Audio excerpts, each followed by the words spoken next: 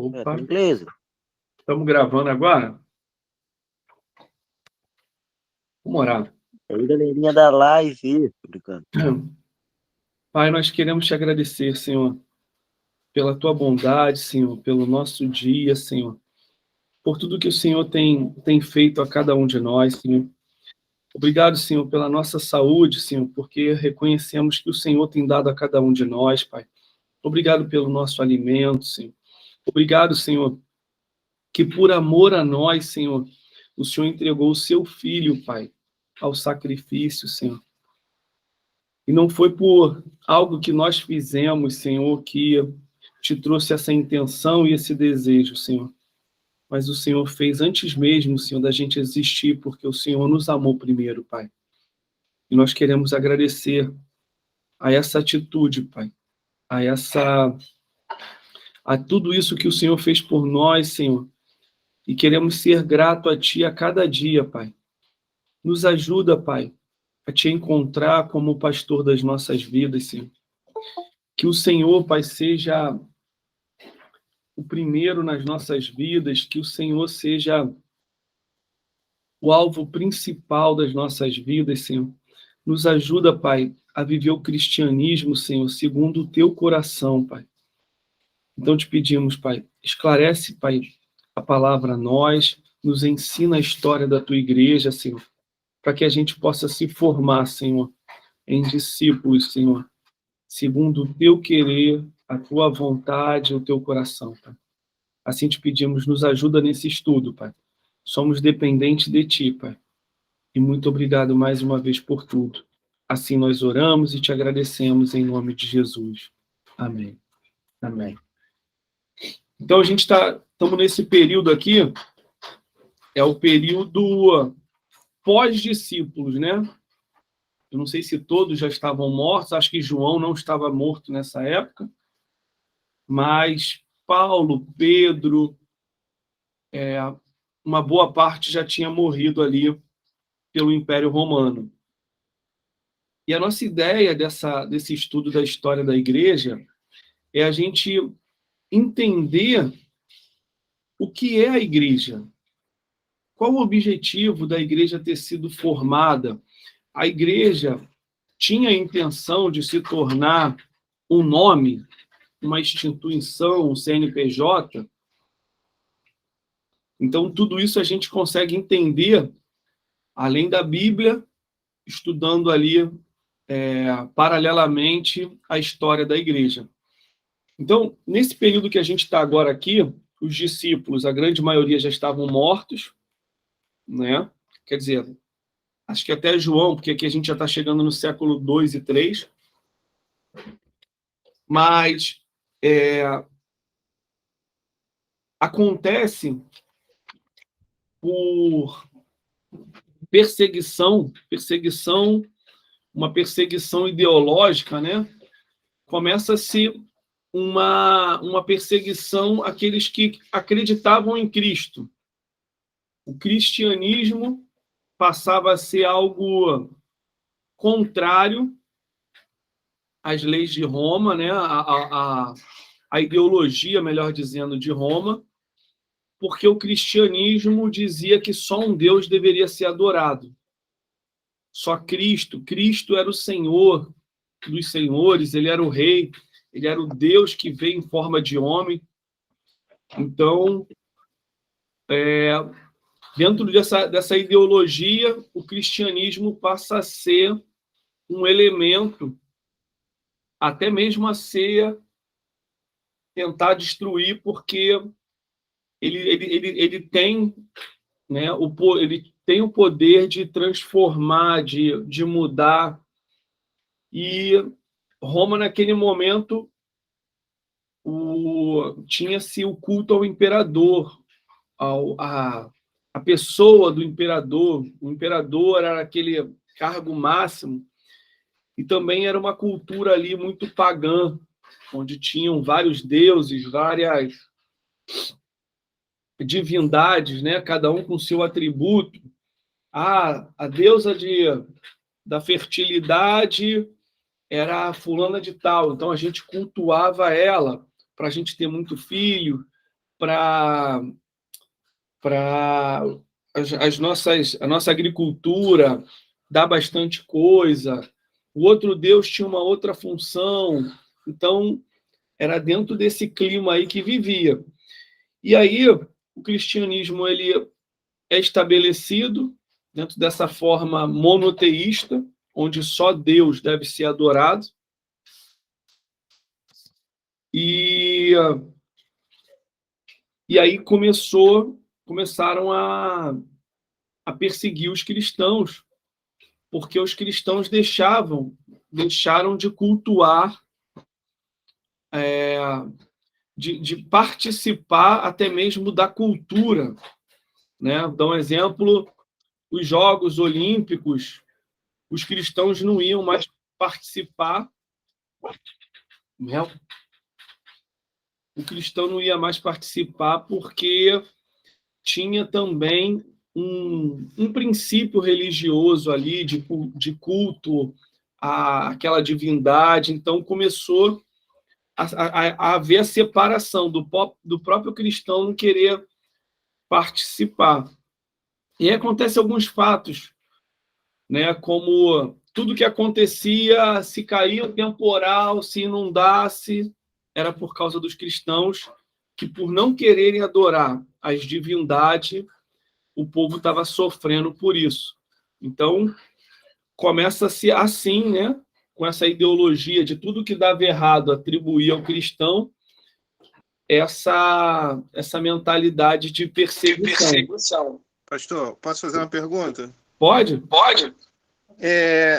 Nesse período, no caso, era a Igreja Católica ou eram os governadores que determinavam isso? Não, então, nesse período a Igreja Católica ainda não estava estabelecida, não. Esses cristãos daqui eram judeus que tinham se convertido a Cristo, que, assim, a igreja, quando ela começa, a intenção não era formar um cristianismo, como a gente vê hoje. A intenção era simplesmente Cristo se tornar o centro do judaísmo. É o Messias que veio. Então, eram os judeus, né? A gente vê que Pedro, André, tudo eram judeus que estudavam o judaísmo. Paulo era fariseu. Só que eles se convertem à pessoa de Cristo. Eu acho isso que é tremendo. Que não foi uma conversão a uma religião, foi conversão a uma pessoa, ao caminho, né? A vida dele dava sentido espiritual para aquelas pessoas. Então, nesse período aqui, ainda não é a Igreja Católica, não. A gente vai ver ela se estabelecendo. Não é. É a Igreja, são os cristãos, judeus e quem se convertia a Cristo que estão aqui entrando. E o bolo está crescendo. A vida de Jesus, basicamente, né? Repete aí que eu não entendi, João. Eles queriam seguir a vida de Jesus, basicamente. Isso aí. Não tinha nome de igreja, placa, não. Eles queriam exatamente isso. Só querendo seguir os ensinamentos e o passo a passo de Jesus. Isso aí. E aí era aquilo que, né, os discípulos aprenderam e foram eles contando, né, escrevendo, como os evangelhos que eles deixaram escritos, e isso vai dando sentido à fé.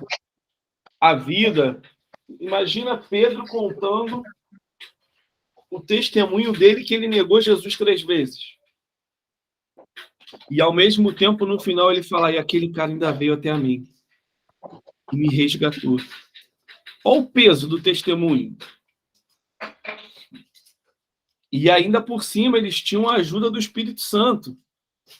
Que, na primeira pregação de Pedro, 3.000 almas se convertem. Na segunda, 5.000. Então, esses 3.000, esses 5.000 eram judeus ou pessoas que já tinham uma simpatia pelo judaísmo e que entendem ali aquela verdade e se convertem. Não, Cristo é o Messias mesmo. Então, nesse período, é esse povo. Então, a gente fala igreja, mas não tinha nome, não. Era povo, era comunidade ali.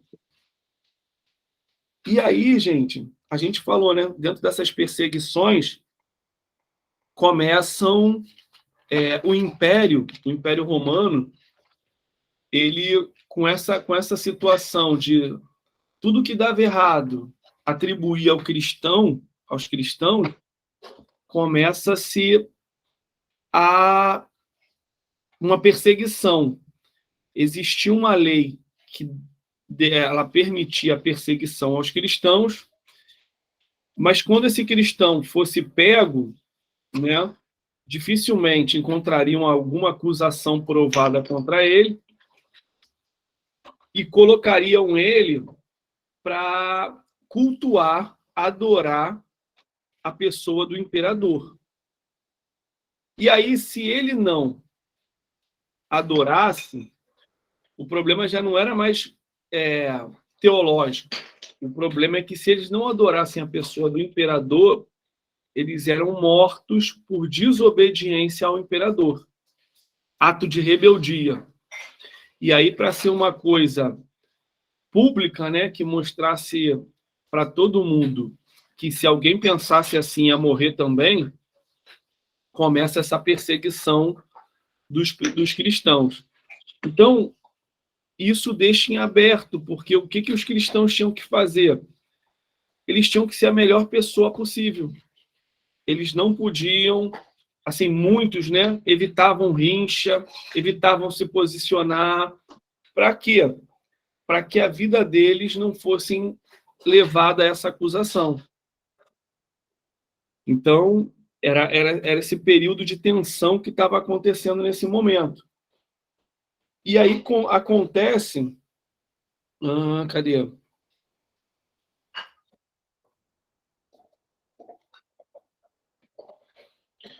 Acontece aquela ideia, né, que a gente falou semana passada sobre o martírio. O martírio era de quem? Era as pessoas que eram martirizadas porque foram julgadas e sentenciadas. O martírio eram pessoas que aceitavam se entregar a Cristo. E aí a igreja tem uma visão aí meia diferenciada, uns achavam umas coisas, outro outra. E aí acontece aqui, a Marco Aurélio, no ano de 161 depois de Cristo, vou voltar aqui, eu acho que a gente já falou, mas como o pessoal está chegando, no ano de 161 depois de Cristo, Marco Aurélio assume como imperador, né, do Império Romano, e ele não foi como Nero e Dominiciano, amantes de si, do poder, orgulhosos. Não. Marco Aurélio era culto pensador que desenvolve diversas reflexões para uso pessoal. Então, Marco Aurélio já era aquela linha de pensador, de filósofo, de querer estar refletindo sobre tudo, né? Em sua meditação, Marco Aurélio deixa registrado que louvava a ação daqueles que se entregavam à morte por sua verdade, mas que esse fato deveria ser pela verdade, não pela teimosia. Então, uma reflexão dele é que ele louvava, ele achava isso aí, os caras morrerem por uma verdade. Só que no final, né, ele dizia que aquilo não era uma verdade, aquilo era uma teimosia. Aí a gente falou, mesmo sendo uma pessoa muito alinhada com a razão, isso Marco Aurélio, era extremamente supersticioso. Tudo que fazia era apresentado aos seus adivinhos. Então, ao mesmo tempo que ele era um cara que racionalizava, que pensava, que queria entender, ele era um cara muito supersticioso.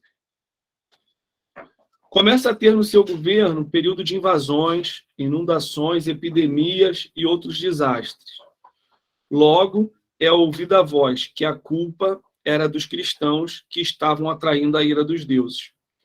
O imperador Marco Aurélio poderia até não acreditar nessa hipótese, mas empresta seu apoio, com o objetivo de retomar as práticas de culto aos seus deuses. Então, quando começa esse grito popular, ele apoia para que, dentro dessa situação, as divindades, aquilo que eles pensassem, voltassem a ser verdade para todo aquele povo. E aí acontece o martírio de algumas pessoas, o martírio da viúva Felicidade e seus 7 filhos. E ela deixa uma frase aqui: viva, eu te vencer. Viva, eu te vencerei. E se me matas em minha própria morte, vencer-te-ei ainda mais.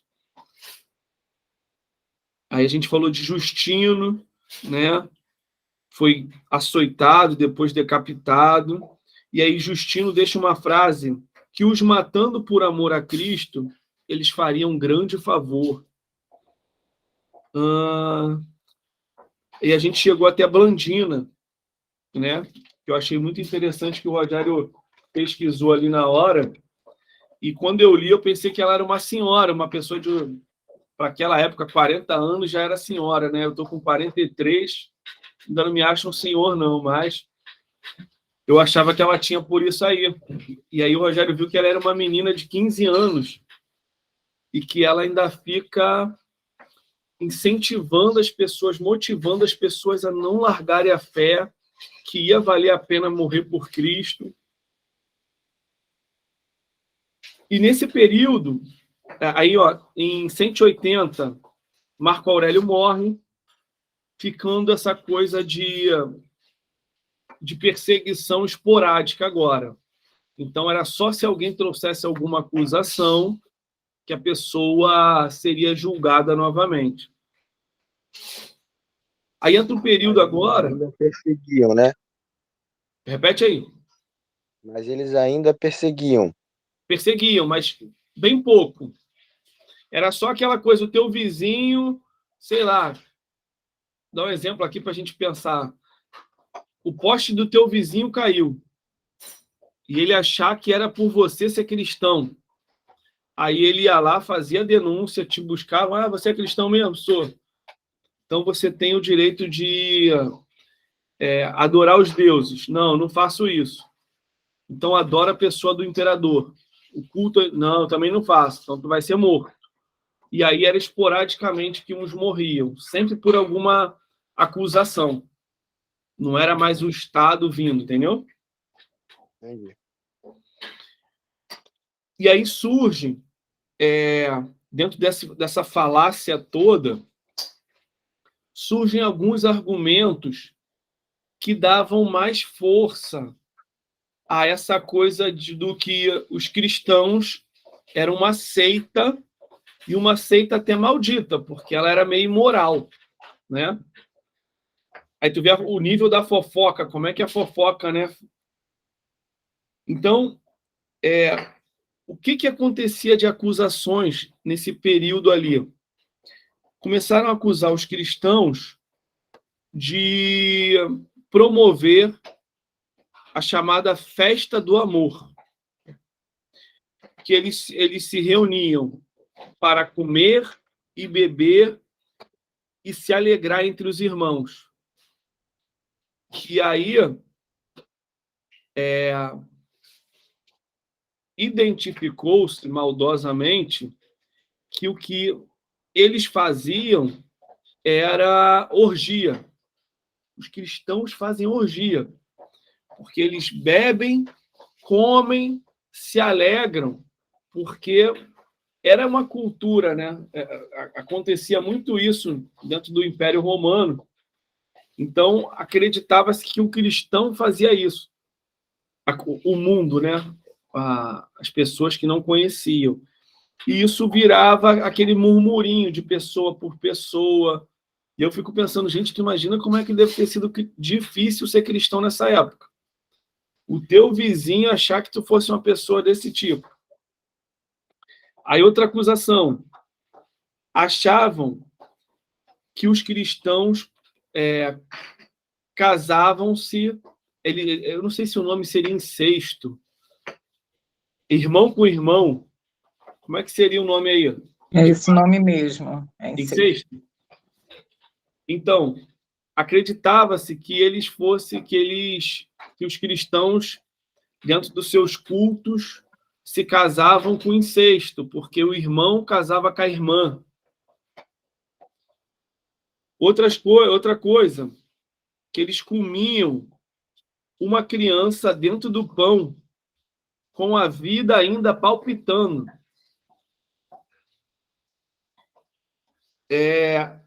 Adoravam um burro crucificado.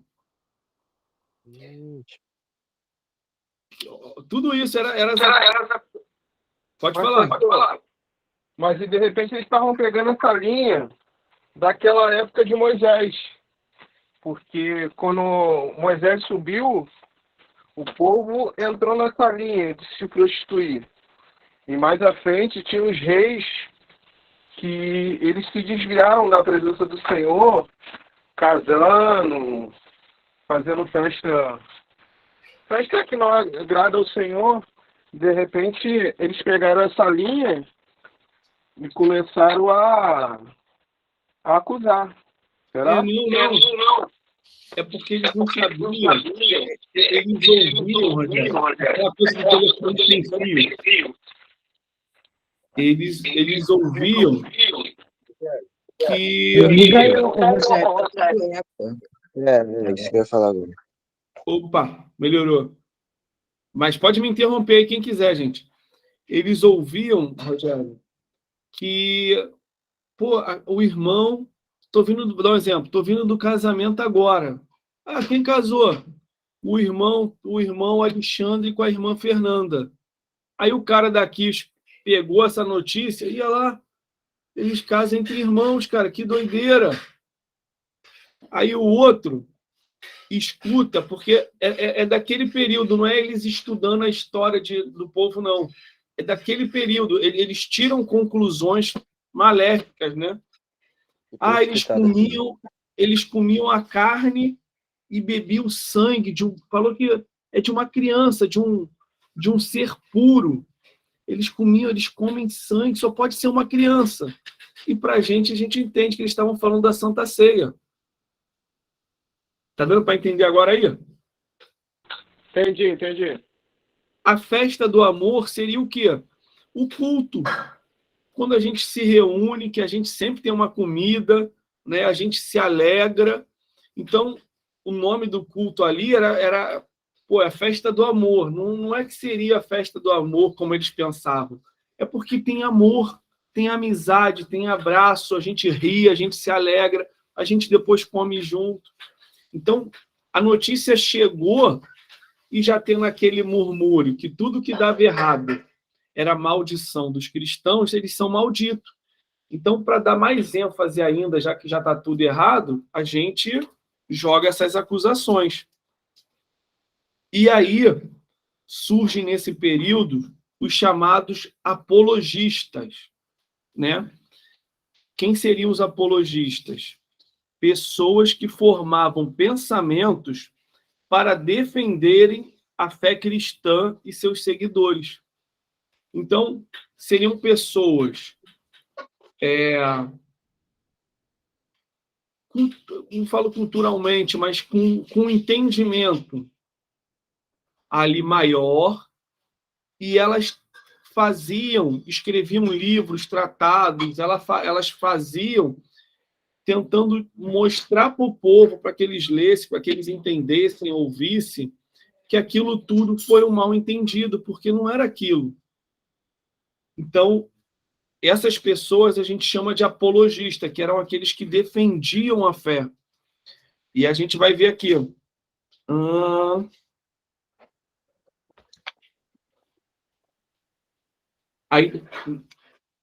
Os cristãos, para esse povo, eram pessoas incultas ignorantes que tinham sua doutrina sobre o verniz de sabedoria, mas essas realidades eram nécias e contraditórias.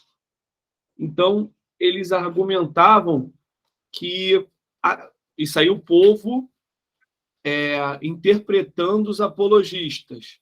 Não, eles até parecem inteligentes, portadores de sabedorias, mas isso é só um verniz. Quando tu vai mais fundo, tu vê que não tem cabimento, não tem coerência o que eles falam, né? Os cristãos precisavam se defender dessas acusações com suas vidas e condutas, mostrando que o preço pago para viver o certo era muito maior neles do que dos pagãos. Então, nesse período, os cristãos tinham que mostrar, cara, que eles eram perfeitos, cara.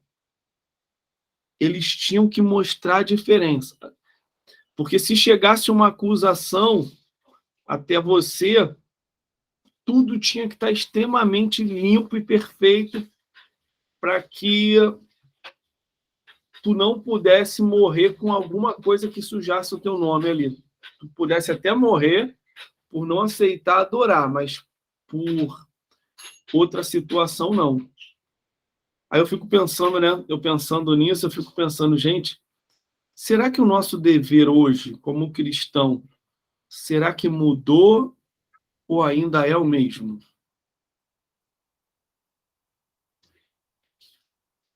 A gente distorceu isso até mudar ou foi mudando normalmente? Boa pergunta, João. O que vocês acham aí? Participa aí, gente.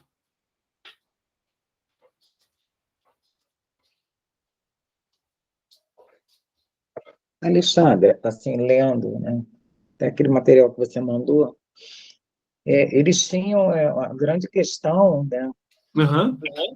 que a gente tinha lido do Trajano, daquela decisão, se você...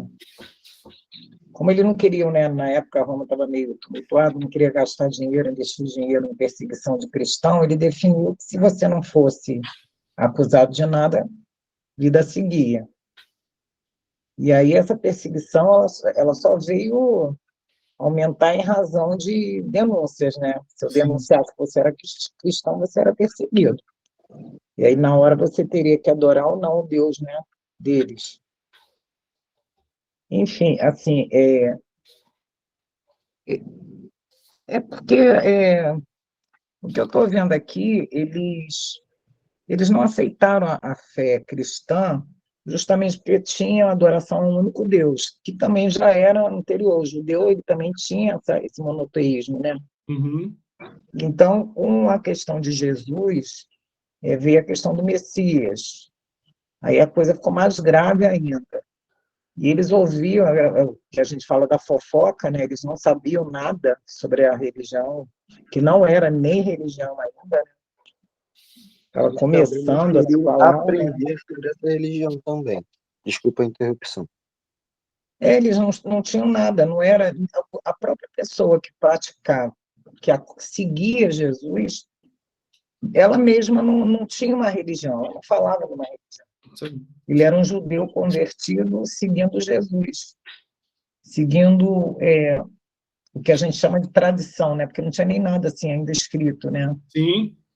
Era aquele testemunho de Pedro, aquele testemunho de Paulo, eles estavam seguindo Jesus. E aí, como ninguém sabia de nada, eu acredito eu, que era o tal da fofoca, ouvi falar, os caras comem criança. Eles comem o corpo de alguém, ouviu? Ele come, ele bebe sangue. Né? Eles se juntam ali, fazem aquela bagunça. Casa irmão com irmão. Canibalismo, o negócio é brabo ali. É pior do que a gente. A gente adora nossos deuses aqui, a gente não tem isso. Eles são complicados. E assim, pelo que eu vi, essa coisa aí, ela foi crescendo, chegou a um ponto que aí vem os apologistas, né? Os caras tiveram que se debruçar em cima de doutrinas. Isso aí. Né? porque as pessoas, na verdade, eu acho que todo mundo era muito perdido. Teria alguém agora chegar e falar, olha só, não vai mais acreditar em nada disso. Você agora vai seguir isso aqui, ou esse líder, e vamos em frente. Só que aonde é que eu leio isso? Aonde é que eu vejo? Quem é que está falando? Eu acho que deve ter sido uma loucura nesse período aí, porque era um povo fora da sua terra, sendo já anteriormente perseguido, porque era judeu, depois passou a ser perseguido pelo judeu, né? O judeu convertido foi perseguido pelo judeu e depois pelo romano. Aham. Deve ter sido uma loucura para você se manter firme na fé ali, bem complicado. Era difícil. Sim. Eu tô E pelo pesquisando que eu aqui. vejo, Pode falar. antigamente eles não se baseavam em fatos, e sim no achismo, sempre só acreditando nisso e pronto. Acreditou, não acreditou, é isso, pelo meu ver. É verdade, porque a gente não tinha, eles não tinham também nem como constatar nada, né? Era muita oralidade, era passada aquela coisa oral. Nunca Logo teve nesse começo, certeza. não sei, mas eu acho que não tinha nada escrito sobre essa fé cristã. O que se tinha era o material Só boca a judaico. boca, basicamente. Era o material judaico, isso aí. E aí, assim, esse povo, eles, eles eram conhecidos como os do caminho, porque eles seguiam, né, o caminho de Cristo ali. Ah, esse aí é do caminho, são os caminhos. Então, virou até uma forma pejorativa, né, de não ter um nome estabelecido, mas que eles eram diferentes do judaísmo. Então, o testemunho, né, a tradição oral, o testemunho da pessoa, isso foi dando esse sentido aí a essa segunda geração ali de discípulos. E aí é como ele te falou, levanta os apologistas para poder argumentar, gente. Não é isso. E aí eles tentavam provar. E aí, nesse período também, começa aquele período filosófico da história ali, né? E aí a guerra começa agora a ficar mais pesada, porque além de, não era mais qualquer um que argumentava. Tinha os pensadores que tinham peso e aí também falavam contra. E eu estava vendo aqui, o pensamento filosófico da época. Um Deus onipotente ou intrometido, né? Então eles questionavam esse Deus dos cristãos, que eles dizem que é onipotente. Ele é onipotente ou ele é intrometido? Outra coisa, cadê? Se os deuses adorados por Roma não são deuses, por que temê-los e não adorá-los? Olha a estratégia da pegadinha aí para tentar mudar a tua fé. Ué, Rogério, se o Deus romano que tu diz que não é Deus, ele não é Deus, que mal vai acontecer você de adorar ele ou deixar de adorar ele, então? Né? Aí o exemplo, né? A deusa Diana garantia a fertilidade das colheitas, dos animais e das pessoas. Se Jesus é Deus, por que ele permitiu que o crucificassem? E aí, voltando aqui para os nossos dias de hoje, essa pergunta, será que ela ainda não ressoa por aí? O que vocês acham? Ela ainda soa, eu tenho certeza.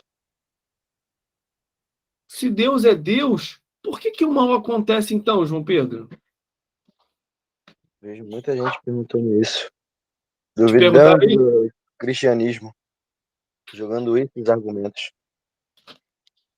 É o tempo todo eles trazendo isso, né, pra gente. Mas por quê? Se ele é tão grande, tão potente, por que que ele deixou a pessoa morrer aqui, uma criança? E a gente precisa defender nossa fé. Eu pergunto, você está se referindo a que Deus? Ao meu Deus, ao Deus que eu acredito, o único? Ah, não, porque a gente vive num mundo onde todo mundo acha que tem vários deuses. Eu acredito num só. É Se isso aí, você, defendendo. se você quiser falar desse Deus, eu vou te dar uma resposta. Eu tive esse debate semana passada. Aí, ó. Aí eu peguei e falei, não, porque se você parar para pensar, por que que nasce tanta criança doente lá na não sei onde? Por que que nasce assim? Por que que nasce assado? Eu falei assim, eu te pergunto uma coisa, você pergunta a seu Deus por que que ele te deu um sol tão lindo todo dia de manhã? Você não pergunta. Você perguntou a ele por que que ele te deu saúde para levantar de manhã? Você não pergunta. Mas você quer confrontar na hora das coisas ruins. Aí eu te pergunto, você está falando do meu Deus, é o mesmo que o seu? É, Aí ele deu, ué, porque eu já reparei isso, as pessoas são de outra religião, né? Mas na hora que vai falar das coisas ruins do mundo, elas lembram de Deus da Bíblia, né? Não é, a gente é monoteísta, né? A gente já até conversou sobre isso. Mas na hora de lembrar das coisas ruins do mundo, as coisas que... Aí eu pergunto, você quer ouvir? Porque lá na Bíblia está dizendo que é a desobediência do homem. Mas você crê na Bíblia? Ah, não, eu não. Eu falei, então pronto. Então não tem porque você está me questionando sobre meu Deus, se você não acredita na Bíblia. Aí morre o assunto. é. Eu ainda... A gente precisa, assim, gente, entender realmente e entender essas perguntas, né? Eu também já tive dois. Foi ontem na pelada, eu tive um fato também que o menino. Eu já tinha conversado com ele um tempo antes, e aí ele. Pô, posso falar contigo? Já tinha tomado umas, meu Deus, fala, meu irmão, fala comigo. Aí sentou do meu lado, a gente ficou trocando a ideia, e ele. Pô, cara, tu sabe que eu ia fazer minha iniciação no Candomblé, né? Tô lá há 6 anos. Eu lembro que você tinha falado que já estava lá e tal. E eu assim mesmo, todo natural, sim. Cara, mas eu não fiz, não. Eu esperei um pouco, cara. Eu tô muito cabreiro. Não, mas de quê, cara? Pô, umas coisas que a gente conversou um tempo atrás, pô, faz sentido o que tu falou. Aí opa, o coração já aceso, opa. Mas o quê, cara? Não, dá um exemplo. Eu, para ter ajuda, eu tenho que ir lá botar uma vela ou botar uma oferenda para ele me ajudar. Pô, então, ele não me ajuda porque ele é bom para mim. Ele me ajuda só porque eu dou. Pô, tu tá pensando bem, cara. É por aí que começa a fé, cara, pensando. Eu creio nessa fé. A fé que responde perguntas. Aí eu tô com isso, cara. Aí eu falei, agora eu vou te levar para uma outra perspectiva. Aí vem esse Deus, que a gente diz que é o Deus onipotente, né, onipresente, nunca te pediu nada. A única coisa. E tem mais, nunca te pediu nada. Além de não te pedir nada, ele entrega o filho dele para morrer em teu lugar, cara. Porque eu comecei a falar com ele, nós, meu irmão, nós não conseguimos ser perfeitos, cara, para chegar ao céu. Mas ele, por amar tanto a gente, ele falou, eu sacrifico meu filho por causa dessas pessoas. Eu falei, tem noção de quem tu é para Deus, cara? Aí quando a gente entende isso, a única coisa que ele se alegra é que a gente se torne filhos e filhos obedientes, cara. Filhos maduros, filhos ali Aí ele ficou assim, botou o copo assim, ficou pensando. É mesmo, cara. Mas tem umas igrejas aí que pede também, né? Pede para poder abençoar. Eu falei, não, mas isso aí também... Foi bom tu tocar nesse assunto também, que a gente... Nesse lance eu também não creio, não. Mas nós precisamos, gente, ser, para os dias de hoje, apologistas. Precisamos fazer como Paulo fez. A gente precisa entrar dentro do raciocínio da pessoa, identificar a dúvida, e aí sim a gente produzir um entendimento. E deixa o entendimento lá. Às vezes a gente acha que a gente só chegou ao finalmente quando a pessoa... Amanhã eu vou na igreja contigo. Não. É quando tu deixa essa pulga atrás da orelha. E aí eu trago muito na minha vida aquela hora que os judeus chegam com aquela mulher mandando apedrejar ela. Mas a lei diz que ela precisa ser apedrejada.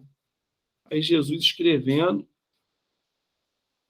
Então, quem não tem pecado, que atire a primeira pedra.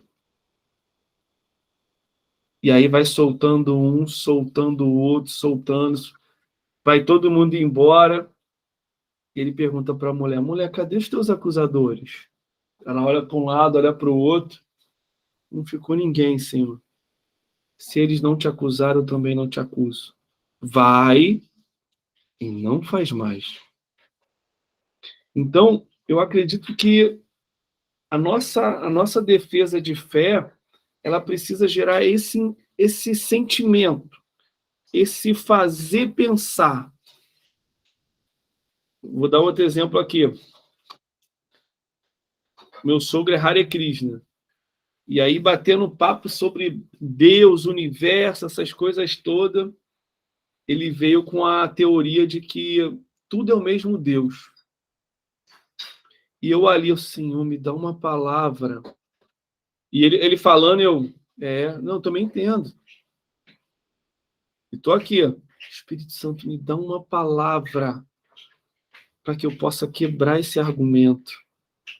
E ali em pensamento. Tu está entendendo? Estou. Quando ele acabou de falar, veio aquela palavra no meu coração que o Espírito Santo trouxe, mas eu quero te fazer uma pergunta agora.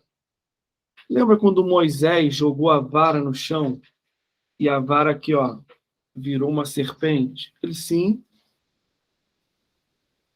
Os outros 2 feiticeiros jogaram a vara no chão e também viraram serpente? Sim.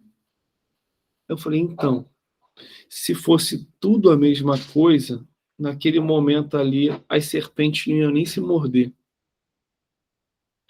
Mas o que aconteceu ali foi a serpente de Moisés engoliu as outras 2 serpentes. O que isso quer dizer? A verdade é uma só e ela é absoluta. O que nós precisamos é encontrar a verdade. Cara, ele desmontou em argumento assim. Aí eu já trouxe outro, eu falei, e eu creio tanto nisso. E ele tem muitos livros lá, eu falei, se você me trouxer um livro sagrado seu, que a pessoa tenha tido 2 pontos, que a pessoa tenha morrido e ressuscitado. Morreu e ressuscitou, não é reencarnou, não, ressuscitou. E qual foi o outro ponto? Morreu e ressuscitou. E que ele diz, eu sou o caminho, a verdade e a vida. Se só tiver escrito assim, porque eu sou a verdade, e ele tiver ressuscitado, eu sigo ele também. Ele tem sim. Eu falei assim, então me mostra. Me mostra o que eu quero ver. Eu vou pesquisar. Até hoje não me mostrou, não. Mas a gente precisa entender essa fé, essa verdade. Eu vou mostrar daqui a pouco um vídeo para a gente, para que a gente possa tanto se proteger, e isso é legal da história da igreja, ela protege a gente, assim como ela nos faz gerar um novo pensamento. E aí eu creio que a conversão é isso. A conversão, ela não é sentimental. Ela é no campo das ideias. Vou seguir aqui. Deixa eu seguir aqui. Então aí a gente tem, né? Século II, século III.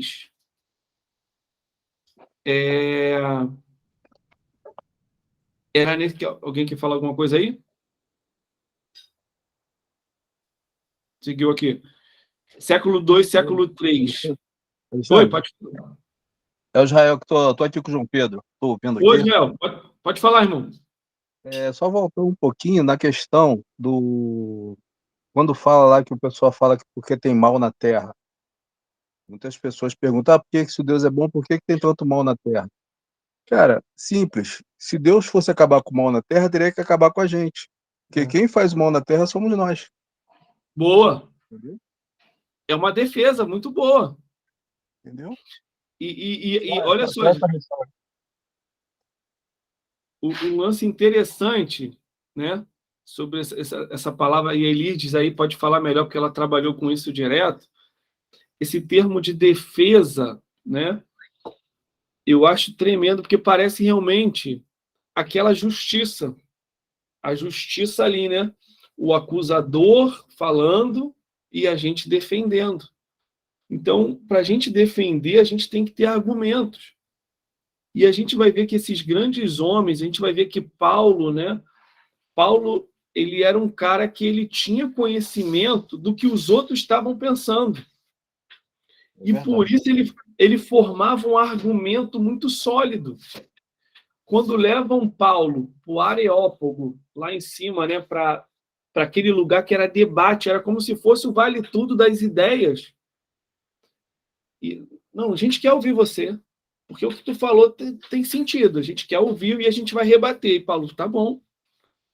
Então, para os nossos dias hoje, gente, a gente precisa ter essa verdade bem baseada na gente, para a gente poder, tanto como eu falei, proteger a gente, como defender a nossa fé.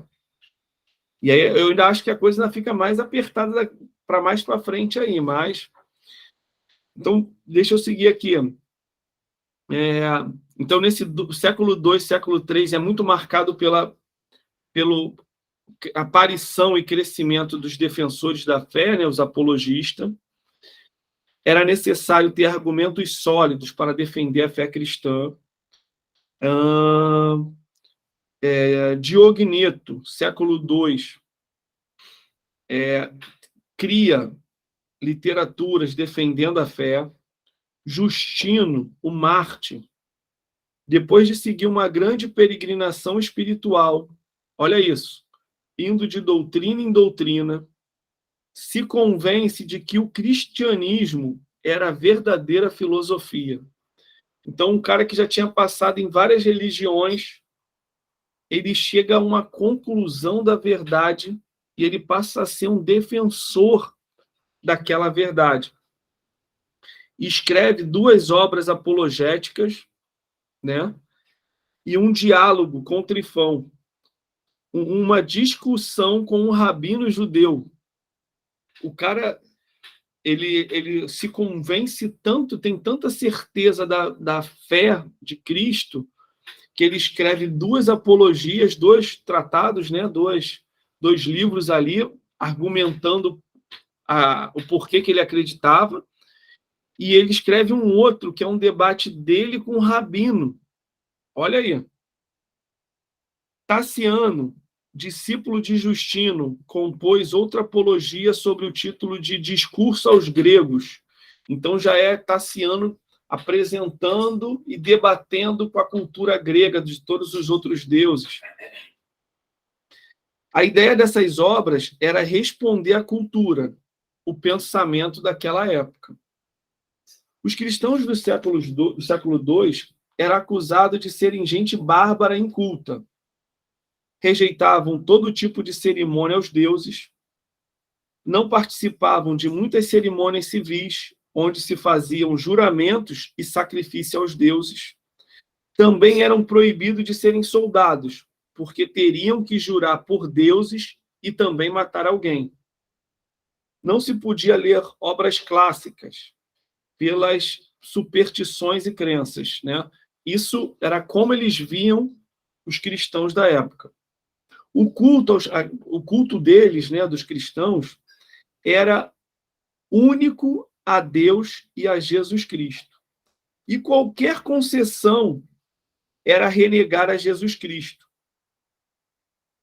E esse, no dia do juízo, seria renegado. Todos nesse tempo concordavam na questão da idolatria, mas nem todos concordavam com a postura adotada com relação à cultura clássica pagã. Então, nesse período aqui, gente, essa igreja ali, sem nome, povo, vamos falar de povo, começa a ficar balançada.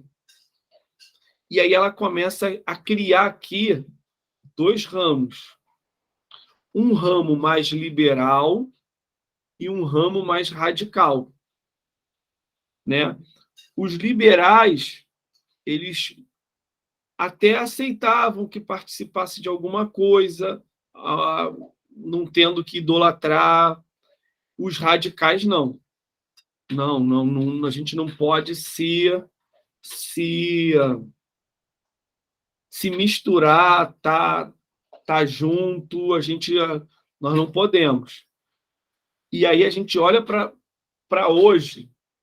Será que a gente hoje também tem essas duas divisões, os liberais e os mais conservadores, radicais? O que vocês acham aí?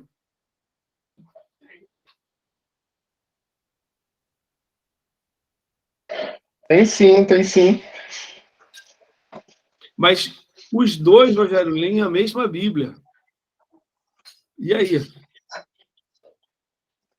Mas estão interpretando de maneira diferente. Tu vê? E aí a gente precisa trazer, é o que a gente tem falado muito, a gente precisa trazer sempre para o eixo aqui da Bíblia, né? Eu vou dar um exemplo. Eu julgava muito os adventistas do sétimo dia. Cara, que doideira, por que tem que ser no sábado? Por que eles param? Eles param de sexta-feira, 6 horas, e de sexta-feira, 6 horas, até sábado, 6 horas, eles não podem fazer nada. Que doideira, cara. Mas quando a gente vai olhar para a história, a gente vai ver que realmente quem mudou o calendário para domingo foi a Igreja Católica. Então, eu fui desconstruído dentro de um argumento. Aí é mesmo, é? Deixa eu aprender mais aqui. Então, é bom porque vai modelando a gente, né? Cadê? Isso. Então, começa a criar esses dois ramos. Os cristãos do século II e III seguiram dois caminhos. Os radicais, eles tinham como base o pensamento de Tertuliano. Não aceitavam combinar fé cristã e cultura pagã. Então, para mim, não tem que estar junto. O que tá aí, eles tinham um pensamento. O que tem a ver Jerusalém com Atenas? Ou o que tem a ver academia, que era academia, faculdade aqui, escola, o que tem a ver academia com a igreja? Tertuliano acreditava que muita adulteração do evangelho aconteceu por associar igreja com filosofia, cultura. Tem a ver esse pensamento? Da filosofia, eu acho que tem a ver. Mas eu não consigo explicar direitinho o que tem a ver. Mas eu, da minha concepção, acho que tem a ver sim. A filosofia e o cristianismo. E aí tu vê, para Tertuliano, a filosofia não podia interferir naquela regra. E vou trazer para os dias de hoje, João. Será que nós permitimos, e aí fica aberto para todos comentar aí, será que nós permitimos a filosofia, a cultura entrar dentro da igreja?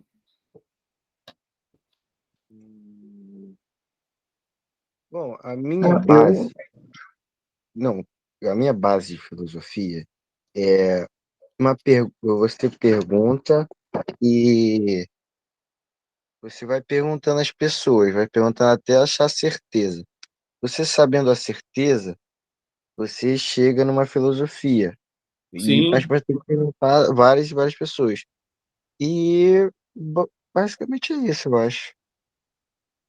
Então, mas pensa comigo, João, a pergunta. A filosofia do mundo, a cultura do mundo, para a gente só pensar nisso, será que ela entrou dentro da cultura cristã? Sim. O Alexandre, Pode falar. a gente, quando fala de filosofia, Uhum. a gente tinha um ramo da a filosofia vem da Grécia, né? Sim. Então, o que eles buscavam? Eles buscavam o conhecimento, eles buscavam a verdade. Esses filósofos gregos, eles acreditavam que havia uma verdade única. Sim. E eles procuravam isso. Então, a gente tem esses pensadores, Platão, Sócrates, Aristóteles, um monte de gente pensando, buscando uma verdade.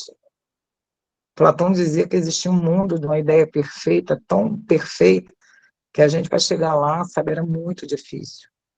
Então, quando eles começam com essa questão de aderir ou não à filosofia grega, é justamente porque havia algum pensamento. Aí sou eu, né, Uhum. particular.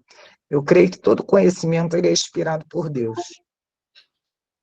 Assim, quando Deus ali o homem peca, coisa e tal, que o homem vai ter que sair, vai ter que produzir, vai ter que fazer, né, com as próprias mãos, já que ele não obedeceu, ele nos manteve com conhecimento. Eu creio que Deus nos inspira a conhecê-lo, nos inspira a conhecer as coisas, para um ajudar o outro, não é para si. Então, eu acho que a grande questão ali era se eles iam aceitar aquele conhecimento ou não, porque era como se jogar fora, né? Os caras, através do pensamento, eles chegaram a várias coisas, a vários. Por exemplo, o conhecimento do átomo é anterior a Cristo. 5 séculos antes de Cristo, o cara já falava que existia um átomo, e era através de pensamento filosófico, Uhum. entendeu? Então, hoje, a filosofia hoje, ela está muito mais baseada, que você deve ter estudado isso aí, é na mentira, que a gente chama de sofisma. Então, você tem hoje dentro da igreja realmente entrando várias mentiras, que eles chamam de filosofia, e não é. Filosofias variadas existem, várias formas de pensar. Agora, aquela que fala que existe uma única verdade, isso já é lá da filosofia grega, lá da origem. E o que eles discutiam nesse começo aí era se iriam ou não pegar essa filosofia inicial e inserir na fé cristã. Porque a fé cristã ela diz isso, que só existe uma verdade, uma única verdade. Então, assim, se insere hoje uma filosofia que vai um pouco contra, um pouco não, né? De várias formas vai contra, né? Nesse período aqui, a, a, a filosofia, ela trazia um teor, né, um argumento anticristão. Sim, sim, é Né? verdade. Era aquela coisa, mas se Deus é Deus, por quê? Por que você não pode adorar se o meu Deus que tu diz que não é Deus, ele não é Deus para você? Então, que mal ele vai te fazer? Então, Eles colocavam essas perguntas justamente para você ter alguém que respondesse, né? E aí eu acho que vem os apologistas. E isso Espera aí, aí, a coisa agora saiu daquele nível mais baixo, a coisa subiu. Os subiu, caras estão isso, começando a raciocinar em cima da nossa religião. Nem era religião, né? exatamente. E agora, como é que a gente responde isso?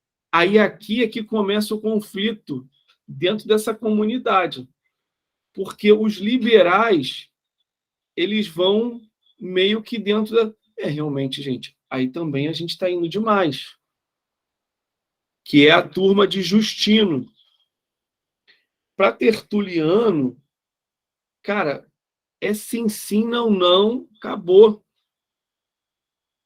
Para Justino, né, que é o Justino Mártir, conhecido como Justino Mártir, ele vinha de estudo das filosofias, e, se eu não me engano, foi Justino que a gente falou, não foi que ele se converte? O que Foi acontece? isso aí, né, que se converteu depois. Isso, Justino E já era um aceitou a fé pensador, cristã como verdadeira, como uma verdade. isso, ele já era um pensador que ele já tinha passado em filosofia, em outras religiões, então ele conseguia, e é bom a gente bater nisso, cara, porque cria-se duas vertentes aí, os radicais e os liberais. Mas a gente vai analisar que essa teologia liberal não era, como é que eu posso dizer, não era libertinagem. Era um pensamento tipo, pô, mas eu consigo entender através da Bíblia que isso não vai me fazer mal. E eu já tive lá, eu sei o fundamento deles lá, e eu entendo o fundamento aqui. Então, era aquela coisa que dava para se... Não é para os dias de hoje, eu vou dar um exemplo. Uma igreja que se diz liberal, e hoje existe essa igreja, onde a grande maioria da igreja são homossexuais. Então, não é esse tipo de liberdade, né, de liberação que a gente está falando, não é isso não. A gente está falando de argumentos de fé. Então, era aquele cara meio justo, vou falar até um pouco engessado, é isso e isso, e não sai daqui. E esse outro grupo, baseado em Justino, ele já consegue debater, ouvir, vem para cá, a gente vai caminhando aqui. Então, ele já aceitava mais outras coisas. Aí eu vou pegar aqui as características. Então, Justino vinha de estudo das filosofias, se converteu e continuou sendo filósofo, então um cara pensador. Justino acreditava que toda a grandeza e supremacia que os filósofos gregos atribuíam aos deuses, ele atribuía a Deus. Logos seria a razão universal, né? O logos é aquilo, é o que os gregos chamavam, né, dessa razão universal, essa verdade universal. E aí ele ia... É o logos, sim, que eu creio. O logos de João 1, versículo 14. Eu vou abrir aqui rapidinho no meu aplicativo, só para a gente ver João 1, 14. Opa.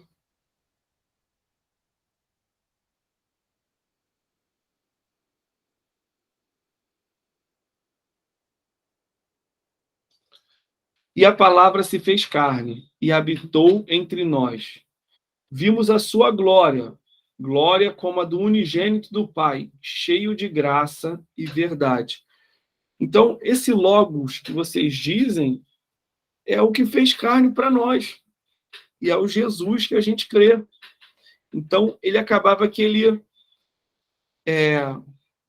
aceitava esse debate. E aí, gente, é bom a gente pensar nisso, porque hoje também a gente, dentro da teologia, a gente tem essa linha. O pessoal radical e o pessoal mais liberal. E a gente vai ver a formação de igreja, vou dar um exemplo. Tem igrejas hoje que até hoje elas seguem 1 Coríntios. Das mulheres, só é permitido estar no culto as mulheres com véu.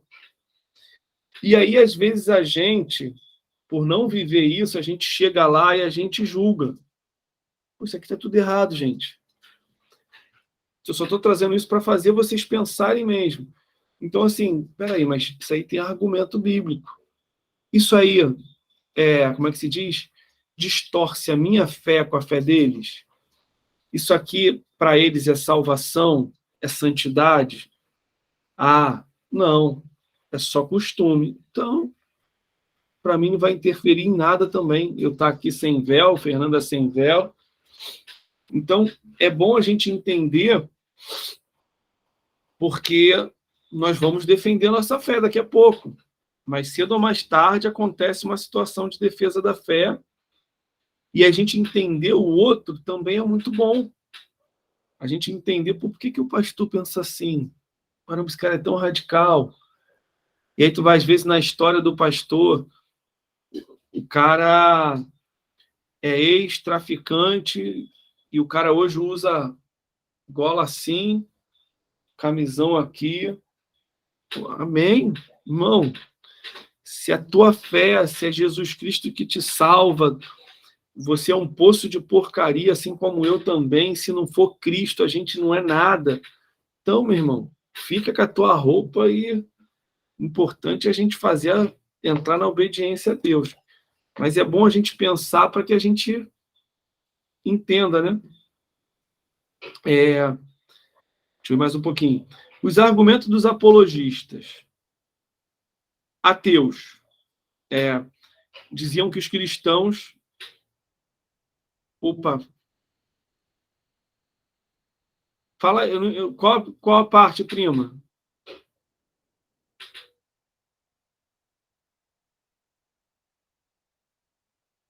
Fala aí que eu fiquei meio perdido. Aonde tu não entendeu? Fala a tua dúvida aí.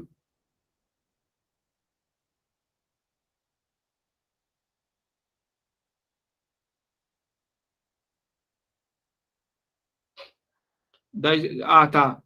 Então, é porque, assim, às vezes, a gente vai numa... Esse aí foi um exemplo, porque tem esse ramo, né? Dentro do protestantismo. Tem,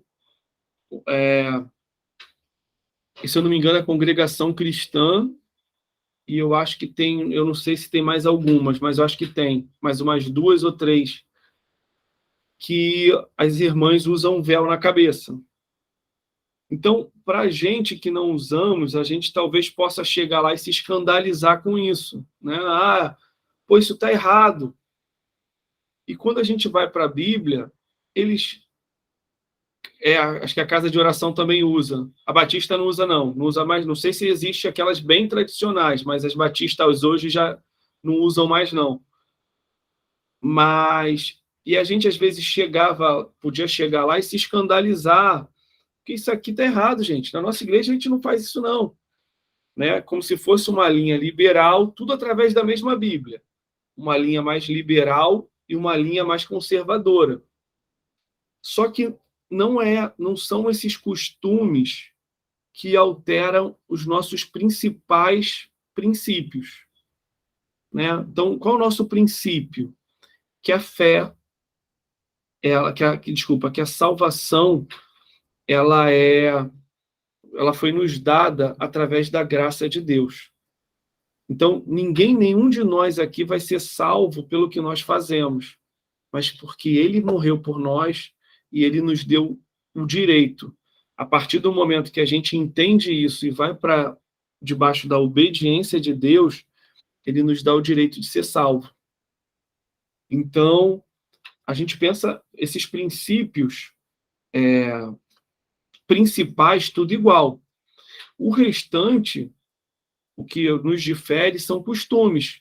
Eles seguem, isso está na Bíblia, em 1 Coríntios, a gente leu essa semana, acho que 11 ou 12, que Paulo fala para aquele período, para aquele momento, para que as mulheres que estivessem no culto usassem véu.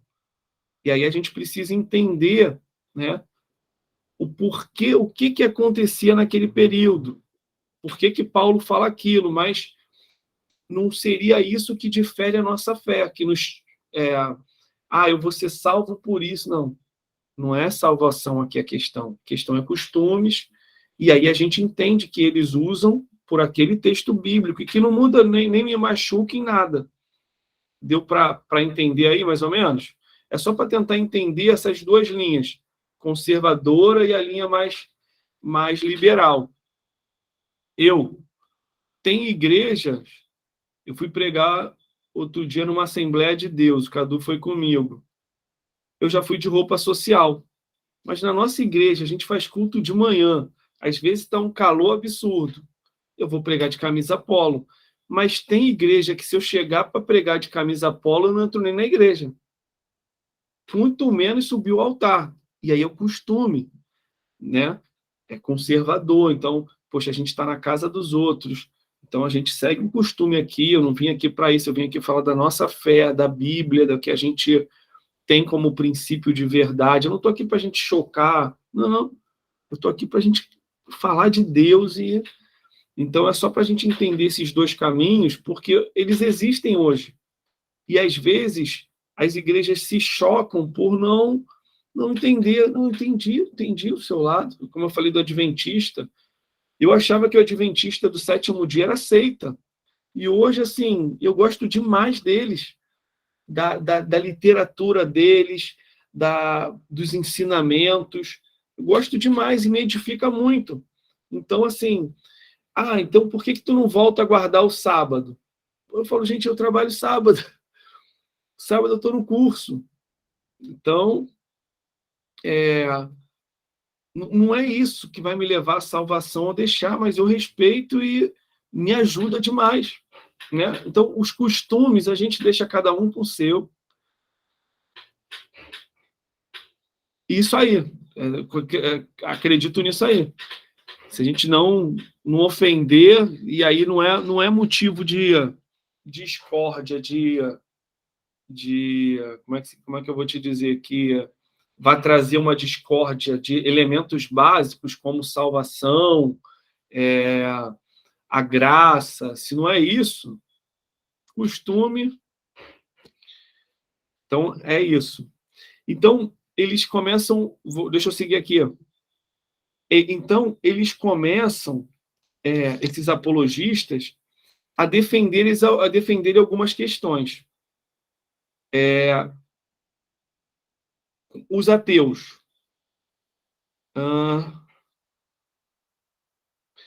Aí, para os pagãos e para os filósofos, e para os pagãos, principalmente, para os pagãos, ou aquela religião que cultuava vários deuses, eles diziam que os cristãos eram pagãos. Eram ateus. E aí os apologistas vêm com contra-argumento. Se somos ateus, os filósofos gregos também eram. Os deuses pagãos eram imagens criadas por mão de homens. Alguns precisavam até de segurança para não serem roubados. Então começa agora uma discussão de ideias e argumentos. E os apologistas falam, se nós somos, os filósofos também são. Porque Porque eles diziam que Deus era a criação do homem. Então, se os filósofos dizem que Deus é a criação do homem, eles são ateus também. Esses caras que vocês ouvem acham que eles são taus. Eles são ateus igual a gente. Os deuses pagãos eram imagens criadas por mãos de homens. Alguns precisavam até de segurança para não ser roubados. Então, se eles são deuses, por que eles não se defendem? E aí, isso é um contra-argumento, né, dessa coisa que chamavam eles de ateus. Ressurreição. Se Deus criou do nada os corpos, por que não pode reconstruí-los novamente? Então, mesmo depois de decompostos, eles vinham com argumento dizendo, vocês vão ter a ressurreição, né? Vocês vão reviver de novo. Como é que vocês vão reviver se muitos de vocês foram dilacerados por leões? Tá? Ele vai juntar corpo, pedacinho por pedacinho, dá um exemplo. E aí os apologistas vêm com essa ideia. Se Deus criou do nada os corpos, por que não pode reconstruí-los novamente? Mesmo depois de decompostos. Aí eu pergunto para ele, para que Deus ia fazer isso? Recompor um corpo, para quê? Não, João. É que, vê se tu consegue entender. É que os pagãos, eles diziam isso. Por quê? Porque nós falamos que nós vamos... Jesus vai vir nos buscar e os mortos vão ressurgir. Então, eles vinham batendo nessa... Tipo assim, vocês são doidos, cara.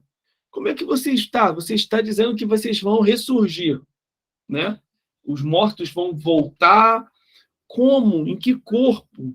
Se muitos de vocês foram destruídos e não tem nem mais corpo, nem mais osso aí no funeral de vocês. E aí os apologistas cristãos, que eram crentes, né? Crentes não é crentes de protestantismo, não. Criam em Deus, em Jesus como Senhor e Salvador, eles vinham com esse argumento. Mas dar um exemplo. Qual a dificuldade para você de Deus recriar? Se ele fez do nada, pegou o barro, modelou, ele fazer de novo, tem alguma coisa difícil para ele?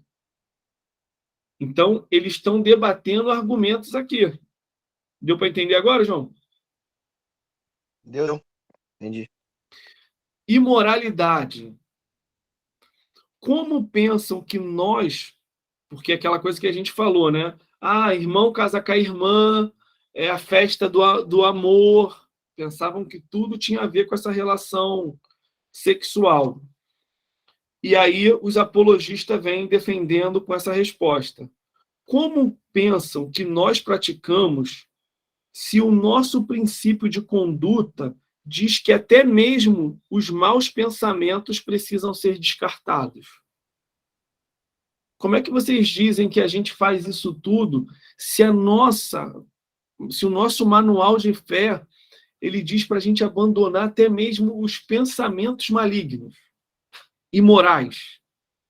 Não tem lógica. Então, era a defesa sobre esse tema. Comer menino. Como fazemos isso se qualquer tipo de homicídio na nossa lei não é permitido? Também combatia aquela coisa do canibalismo.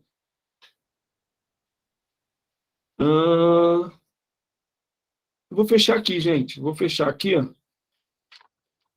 E aí, semana que vem, a gente já vai entrar. Eu vou tirar a foto aqui, vou mandar para vocês já irem lendo. Faz o resumo de vocês e a gente vai debatendo. E eu vou fazer um pouco diferente. Mas vocês precisam ler, gente. Senão só eu falo aqui. A minha ideia era a gente ir fazendo perguntas e todo mundo debatendo. Pô, mas eu vi assim, assim, e a gente trocar essa ideia. Então, eu vou passar só 1, 2, 3, 4, acho que são 5, 6, 7. 7 folhas para a gente ler, mas não é muito grande, não. Folhinha pequena aí. E a gente vai debatendo isso aí. Para quem tem o livro, página 64 até a página 71. Tá? Eu vou tirar aqui agora, vou deixar no grupo para a gente poder trabalhar.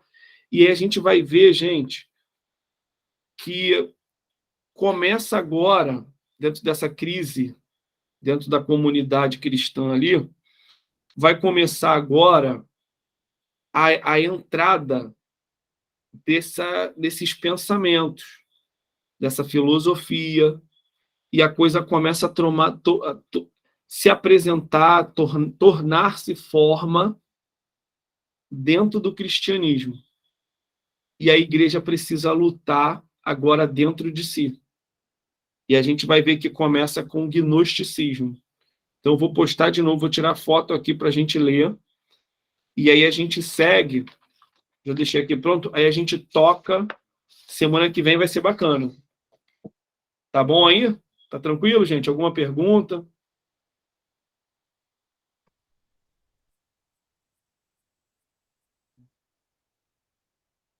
Fala aí, gente. Tranquilo? Tranquilo, tranquilo, pastor. Vamos orar, então, para a gente terminar. Ora pela gente aí, ô Rogério. E termina também apresentando o Brasil, essa situação que a gente está entrando aí, né? Que a gente comece a estar agora a partir de todo domingo. Vocês me lembrem, gente, para a gente estar orando sempre pelo Brasil aí, esse período que a gente vai ter aí, tá bom? Ok. Pai, na autoridade do poder do nome de Jesus, te agradecemos, Senhor, por mais um momento, Senhor, a qual tu tem concedido para cada um de nós, mais um momento, Senhor, a qual a tua palavra vem sendo revelada, Senhor, vem sendo instruída para cada um de nós. Deus, muito obrigado, Senhor, pela vida de cada um, muito obrigado, Senhor, pela vida de cada pessoa, Senhor, que se encontra aqui neste momento, Senhor, cultuando, entendendo a sua palavra. Deus, muito obrigado mesmo, Senhor. Queremos também colocar, Senhor, o Brasil em tuas mãos, Senhor, esse período político. Deus, em nome de Jesus, que tu venha, Senhor, tá tomando os políticos em tuas mãos, que tu venha estar tomando o controle, tá direcionando, Senhor, o Brasil, meu Pai. Que tu venha estar direcionando o Brasil no teu querer, a tua vontade. Senhor, clamamos pela tua presença, clamamos pelo teu querer, clamamos pela tua vontade sobre o Brasil. Senhor, não queremos falar de político X, de político de esquerda ou de direita, mas queremos que venha prevalecer o teu querer e a sua vontade. Pai, em nome de Jesus, que tu venha nos ajudar, que tu venha nos guardar, que tu venha nos proteger, Senhor. É o que pedimos nesta noite, na autoridade do poder do nome de Jesus, que tu dê uma boa noite de descanso a cada um, que tu dê um dia abençoado, Senhor, para cada um, Senhor, na manhã, na sexta-feira. É o que te pedimos nesta noite, na autoridade do poder do nome de Jesus. Amém. Amém. Valeu, gente. A paz, João, foi um prazer, hein, João? Tchau, gente. Valeu. Valeu, Rogério. Tchau. Boa noite, rapaz. Um abraço. Paz.